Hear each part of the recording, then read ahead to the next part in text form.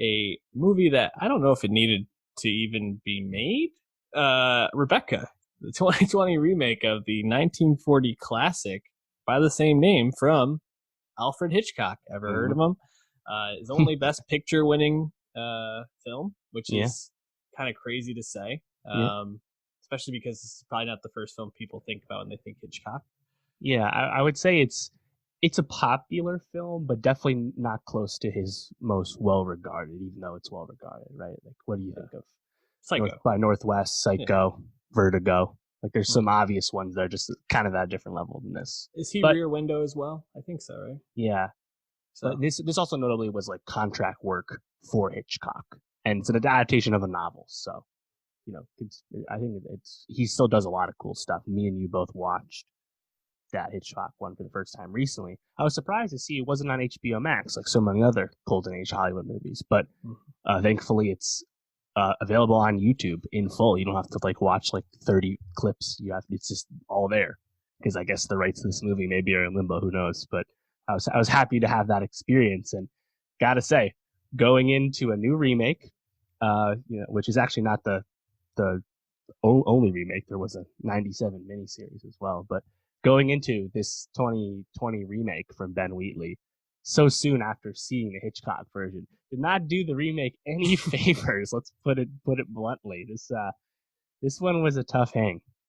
yeah, you know, I guess we'll start like we love Army Hammer. We stand for him. Dancing and Call Me by Your Name. Yeah. We like most of the things he's Social done Network. recently. Yep. Sorry to bother you. Even he has had moments, but He's no Laurence Olivier. no, Yeah, not as and an actor. But I think he was. I think honestly, really disappointing in this because on his face, Army Hammer, the reason he had a career to start with was because he's a very conventionally handsome man, mhm. and yet he cannot actually convey it all that well in this Rebecca movie. Like No. he's cold. His line deliveries are almost understated. Like he kind of like fumbles lines at times. When he's angry, it does not come across that well. Like you think of like the ballroom scene, like Mhm. Olivier's like face in that moment is so much more compelling than Yep. Hammer's just kind of basic scowl. Like he did not deliver at all as uh Maxon. Maximilian. Yeah. Yeah. It's I think the part that I was most surprised at, right? Because it feels like like you said, he's kind of made to be in this role in a sense. Like I don't really love the character of Maximilian. He's kind of like this brooding, almost like childish in ways, the way he like deals with his anger type Yeah. He's an spoiled millionaire. old money elite, inherited Right. wealth, all that stuff. Very controlling. And that's a hard role to like until like, you kind of find out the reason he's so secretive and so, playing things so close to the vest is, he actually did end up killing his wife, but like kind of gets off in a way by Mm-hmm. like, the coroner report. Uh, but like you said, he should have crushed this, and it just felt listless in a lot of ways, almost like he didn't even like care to be there. It's hard to follow Laurence Olivier, but like need a little bit more from you. Lily James, I also found to be just like not even close to Joan Fontaine's Oh, no way. Miss De Winter. It's just kind of like where was like the where was like the inspiration for this? Like, why even do this? Is kind of where I I kept coming know. back to. No one seemed into it. And that's what's funny too is when you watch the opening movie, it's presenting itself as a adaptation of the novel, Right. which it is. So it was, but you inherently are in the shadow of Hitchcock when you try and do this. You can look at the history of Hitchcock adaptations and follow-ups. It is not go well for the imitators, right? Look no Right. further than Gus Van Sant. But like in this case, like you have Lily James, who has had a solid career, but probably an unremarkable one given I think the fame she's built up. Mm-hmm. And in this case, I don't think the fear and uneasiness with the mystery of everything at Manderley is conveyed well at all. I think my favorite part about the whole movie, honestly, was everything in Monaco, in Monte Mm. Carlo. Yeah. just because the visual stood out more. Like if you watch this and you contrast it with the Hitchcock version, obviously this is one's in color, but also the ability just to construct scenes has evolved, right? So like we actually are watching them drive the car this time on real roads on the French Riviera versus the old timey stuff, which is Yeah. obviously hilarious, right? And like there's actually some connective tissue scenes, right? Like we watch them like uh PG rated have sex on the beach, right? Mhm. Like there's a few more conversations between them. Like it seems like they're trying to actually like Build this or relationship more. build up, and yet it doesn't seem to really work that much. Like you have Ann Dowd as what's her name, the person that Yeah. she's serving in the Um, beginning, the old woman. yeah. Crap. What's her Somehow name? even more grating and like irredeemable than the original version of the character from Hitchcock, which is hilarious. Notably, I was actually looking it up for the miniseries. You have Charles Dance as Maxim. You have Faye Dunaway as the old lady, and you have Diana Rigg, aka Lana Tyrell, Hmm. as Mrs. Danvers. Not Really bad. loaded. Yeah, and I guess that's the thing is I do feel like the Hitchcock movie really thrives because Mrs. Danvers in that movie is Yeah, just she is so Anderson. creepy. Like she has such a brooding, dark presence around her, and Kristen Scott Thomas I thought delivered that okay, and I actually like think if any of these actors really like Mm-hmm. gave it their all, she's the one I would point to. Um, but it's just hard to live up to Yeah. that like creepiness that is comes in. That's also Hitchcock, like the lighting, that scene where she's like trying to convince Mrs. De Winter to like jump off and kill herself. It's Yes. so well done, So effective. and in this one, it just kind of was like, I don't know, I'm not really buying it.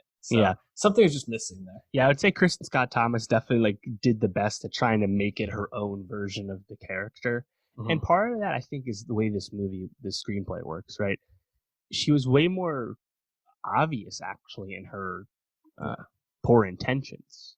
Like Mm-hmm. in the Hitchcock version, Anderson is much harder to pin down. Yeah. Also, due to like Hays Code stuff, the lesbian subtext that's more present Mm-hmm. in the novel is very, very faint in the Hitchcock version.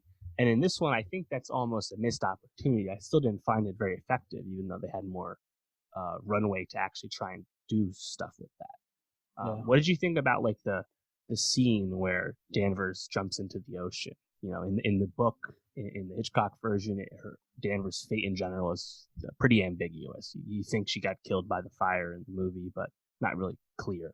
But in this one, she has another final talk with the second Mr. Winter, and then she jumps off into the ocean. It's like, oh, interesting. Really kind of putting the nail on the head with that one. Yeah, I think what I like about the ending in the Hitchcock one is, so even though you're saying it's a little bit ambiguous, I mean she's in that fire and you Yeah. you see something fall on her and it says Rebecca and it's on fire, Yeah. so you're pretty certain she's gonna die. Although I guess you don't see her die, so that the rule of movies, maybe she'll be in the sequel, but Hey. In this one it just feels like unnecessarily on the nose. But I think, like you said, that kind of goes back to the shortfalls of the script in general and the screenplay. Because if you're telling the story the way that you need to, you can have something like Mrs. Danvers running around as the building's on fire, then it falls on her, and you're just kind of like, okay, like what is this trying to say? How do I make sense of the fact that she did this? Whereas in this, it's like spelling it out for you. It's pretty much like telling you, like, yep, I was in love with Rebecca, and I can't let her death just go. Like, I need to destroy everything that is attached to it. It's just kind of like tell, not show, don't tell all the time. And if there's one scene that I think encapsulates the failure of this movie and why the other one works so well, it's probably how you juxtapose those endings together. Sure. I don't know. Really, really disappointing overall. Yeah, definitely. And like the way this movie was set up too was gonna like kind of kickstart Netflix's, awards run where they're going to start dropping all their high profile prestige films every few weeks throughout the end of the year. And I was definitely expecting good things, but didn't get there. I think visually, I think there's some cool moments, like when like the ship flare happens, and that they found the wreckage and the bodies can be discovered. I thought that looked actually really cool. There's some nice uses of like CGI to make Manderley look pretty imposing and impressive, but ultimately, a lot of times I was just wanting it more. Like there's that moment where there's that dream sequence where Lily James is like freaking out, like the vines are all over her in the bed. I think if you're gonna remake something in the shadow of Hitchcock, why don't you go for that and like make it like really psychological?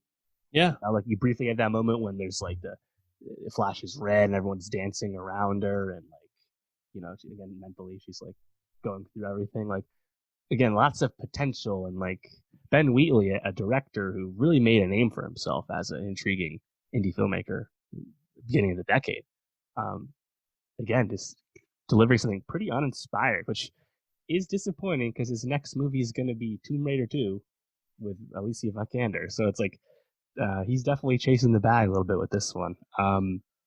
Honestly, though, I think probably is the closest thing to a modern day Rebecca. I've seen people say this. It's Paul Thomas Anderson's Phantom Thread. Wow.